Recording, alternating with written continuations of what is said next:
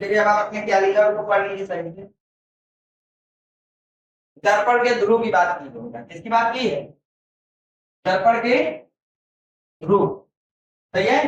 तो बोला गया है कि किसी भी दर्पण का, मान लेते हैं बेटा ये दर्पण है, अब कांच का गोला है, अब इसको दर्पण होना है तो एक तरफ तो पॉलिश करनी पड़ेगी, और पॉलिश अभी बाहर निकल गई। सही है। तो अब इस अंदर की दूरी का, मान लीजिए ये दूरी आपके द्वारक है और ये कितनी दूरी है? सही है। अब मैं इस दूरी को अलग से लेकर के जब खींच दूं, दूरी को जो ऐसे है उसको पकड़ के ऐसे खींच दूं तो क्या है, बिल्कुल सीधा हो जाएगा। और जब सीधा होगा तो इसका एक मध्य बिंदु आएगा। तो मान लिया वो मध्य बिंदु आया पी, क्या है? अब इसको फिर से वैसे मोड़ दिया तो वो मध्य बिंदु तो अब अपनी जगह पे बना रहेगा। तो मान लेते हैं दर्पण में मध्य बिंदु आ रहा है यहाँ पर, समझ में आ रहा है? ये मध्य बिंदु ऐसे नहीं है, विशेष ध्यान देना, इस तरह से नहीं यहाँ पड़ेगा। इसी जो को आपको जो टेढ़ा है उसको पहले सीधा किया गया, फिर उसका मध्य बिंदु लगाया गया, फिर उसको टेढ़ा किया गया। ये जो मध्य बिंदु इस रेखा से निकाला गया, ना कि इससे नहीं ऐसे ऊपर से नाप दो वहां पे आए, वो नहीं। मध्य बिंदु ये वाली लंबाई का आधा। तो मान लिया यहाँ पर इसी बिंदु का नाम क्या है? पी या ध्रुव। ठीक है। तो दर्पण के परावर्तक पृष्ठ की लंबाई का जो आधा मध्य बिंदु होता है, उसी मध्य बिंदु का नाम क्या होता है? ध्रुव।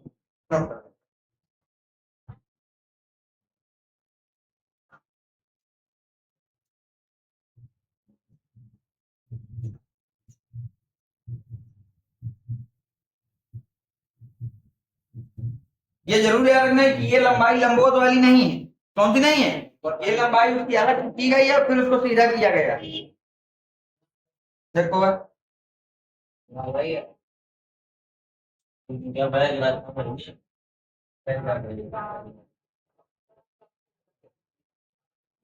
हो गया। है? खोल दो। अच्छा खोल।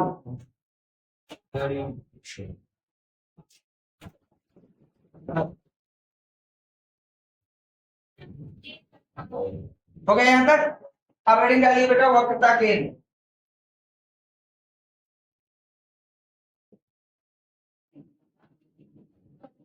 वक्रता केंद्र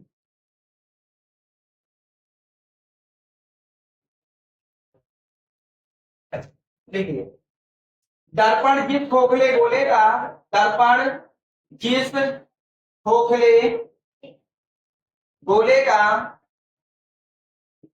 भाग होता है, उस गोले के केंद्र को दर्पण का वक्रता केंद्र, गोले के केंद्र को दर्पण का वक्रता केंद्र कहते हैं। इसे कैपिटल सी से प्रदर्शित करते हैं।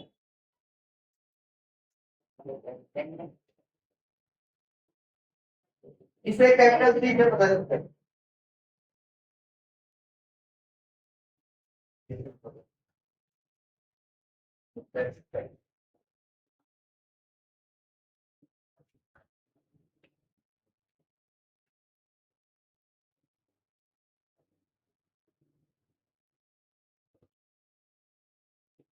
हो गया।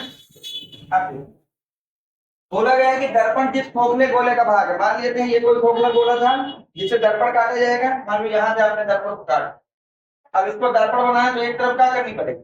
पॉलिश कर दी। इसका अपना एक कोई केंद्र होगा, इसका अपना कोई क्या होगा? ये वाला केंद्र यहाँ पर रहेगा। इसी केंद्र को हम लोग बोलते हैं वक्रता केंद्र। ये बोला गया कि आपका जो, जिस खोखले गोले से आप दर्पण को काट रहे हैं, उसी गोले का जो केंद्र होता है उसको हम लोग क्या बोलते हैं? वक्रता केंद्र। ये है आपने, सही है। अब मेरे चलो वक्रता दिया।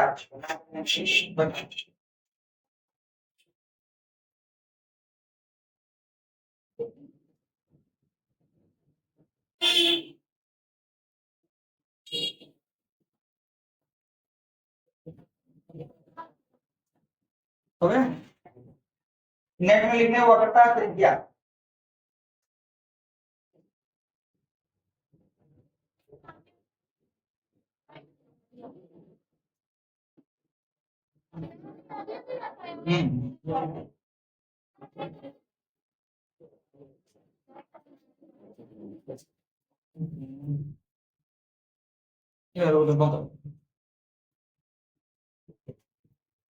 हो गया। अब है डाल बेटा वक्रता के वक्रता त्रिज्या।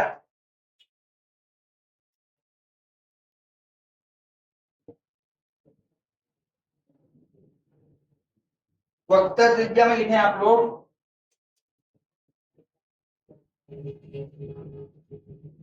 दर्पण के वक्रता केंद्र तथा ध्रुव के बीच की दूरी को वक्रता त्रिज्या कहते हैं। वक्रता त्रिज्या कहते हैं। हाँ, इसे कैपिटल आर से प्रदर्शित करते हैं।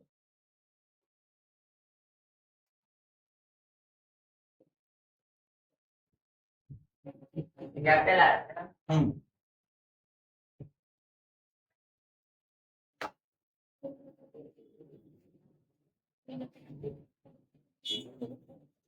ठीक है, तो जो जैसे मान लीजिए कोई खोखला गोला था, ये आपका दर्पण हो गया, तो एक तरफ पॉलिश कर दिया, दर्पण बन गया। इसका केंद्र ये है और ध्रुव कहाँ पर था, यहाँ पर। तो जो आपका वक्रता केंद्र और ध्रुव के बीच की दूरी है, उसी दूरी का नाम क्या है, त्रिज्या। वक्रता त्रिज्या। उसे किससे दिखाते हो, आप इसको दूसरे शब्दों में बोल सकते हैं वक्रता त्रिज्या को। दर्पण जिस खोखले गोले का जिस खोखले गोले का भाग होता है, उस गोले की त्रिज्या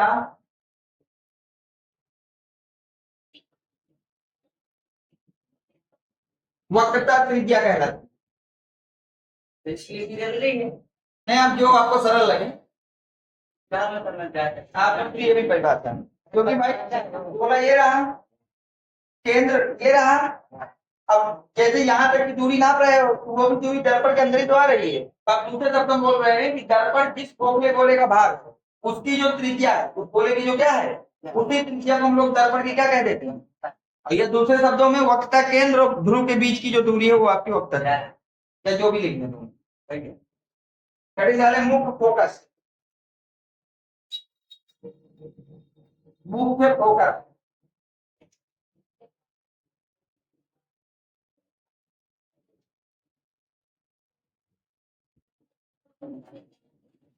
मुख्य फोकस में लिख लेना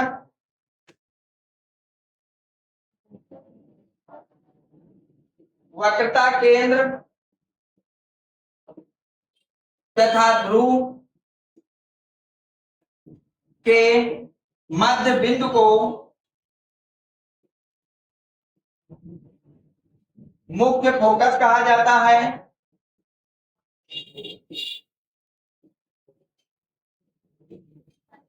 इसे कैपिटल एफ से प्रदर्शित करते हैं।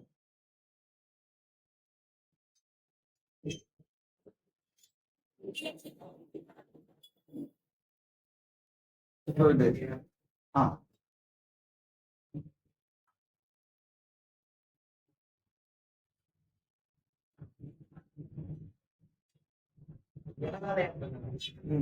अब देखो आपके ये दर्पण हो गया, एक तरफ पॉलिश कर दी गई। अब ये तुम्हारा वक्रता केंद्र है, ये तुम्हारा ध्रुव है, इनके बीच में कोई बिंदु होगा, मध्य बिंदु, उसी का नाम है फोकस। और उसे किससे दिखाओगे, कैपिटल एफ। सही। अब सी और एफ के बीच में आर निकलेगी, नहीं आर क्यों निकलेगी, आर तो हमेशा ये है ना, दूरी है। हाँ, तो आर भी तो निकालनी पड़ेगी। निकाला जी, तो बीच में तो निकली, आर बीच में कहा जा रही है। आर अलग चीज है, वो अलग चीज है।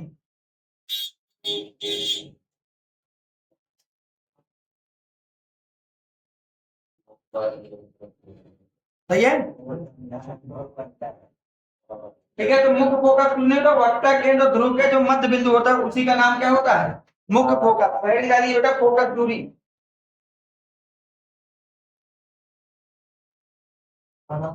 फोकस दूरी।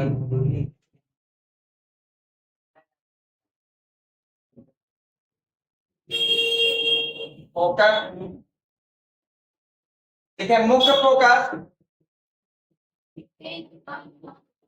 तथा ध्रुव के बीच की दूरी को फोकस दूरी कहते हैं, फोकस दूरी कहते हैं। इसे स्मॉल एफ से प्रदर्शित करते हैं। ये बेसिक है, इसलिए मैं थोड़ा सा इसे स्मॉल एफ से प्रदर्शित करते हैं। स्मॉल तो नहीं कह रहे ना, अभी तो लिख रहा हूँ, इसे स्मॉल एफ से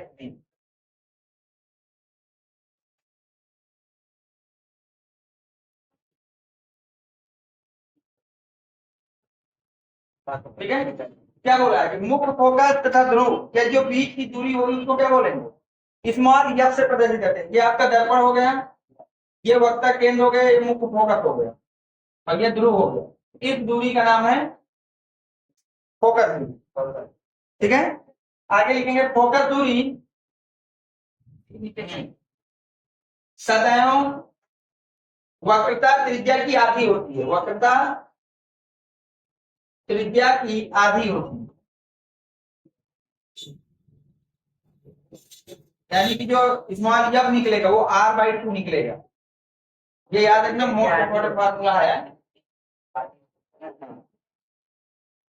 बना ले नहीं, क्योंकि कारण ये है ना कि देखो ये आपका r है पूरा, अब जब क्या मध्य बिंदु है, मध्य मतलब आधा, तो अगर ये दूरी आधे दूरी की है तो इसका मतलब ये दोगुना होगा। यही लिखा है कि जो आपकी वक्ता केंद्र वो वक्ता त्रिज्या उसका आधा जो है वही आपका मुख्य फोकस दूरी करना है। और इसमें एक चीज और ज्यादा ज्यादा पता होना चाहिए, उसका नाम है मुख्य अक्ष पथ हो गए। अगर बताइए लिखा होगा, ये फार्मूला याद रखना, इससे डायरेक्ट एक नंबर के सवाल आ जाते हैं कि कोई दर्पण है जिसकी फोकस दूरी इतनी है तो वक्ता त्रिज्या बताओ, या तो वक्ता त्रिज्या देके फोकस दूरी पूछ लेगा।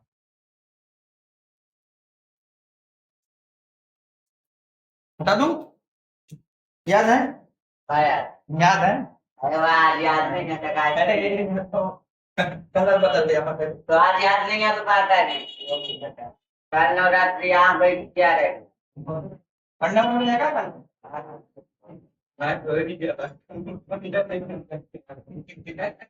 भैया हेडिंग डाले मुफ्त है, लास्ट हेडिंग है, कैसे सुनिए, मुफ्त होता है वक्रता केंद्र मुख्य फोकस तथा ध्रुव को मिलाने वाली रेखा को मुख्य अक्ष कहा जाता है।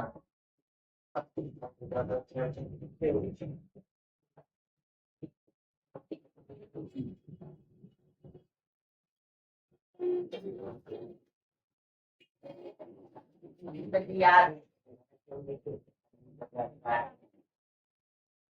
तुम कल सुन जाके कोई दिक्कत नहीं है, आज बच्ची और क्या बोलता था आज मार सांगा ना करो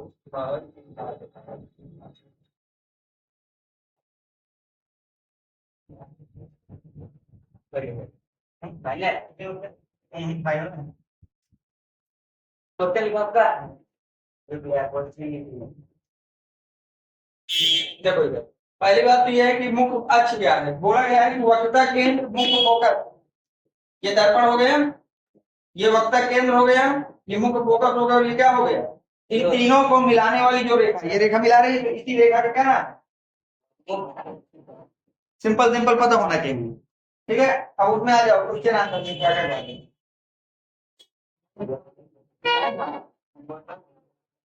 दोनों याद करके आना, नहीं समझ लेना, याद क्वेश्चन है अनओमीय परिपथ अनओमीय प्रतिरोध से आप क्या समझते हैं,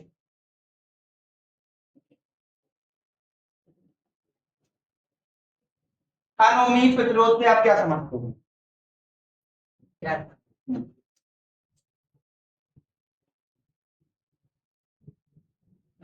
सही है। तो इसमें ये पूछा है आपसे कि अनोमी प्रतिरोध किसे कहते हैं, मिला के है ना। तो अनोमी प्रतिरोध की परिभाषा आपको पूछी गई है। तो लिखे बेटा, ऐसा प्रतिरोध जो ओम के नियम का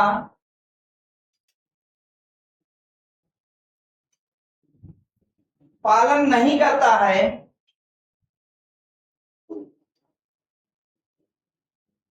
अनओमीय प्रतिरोध कहलाता है।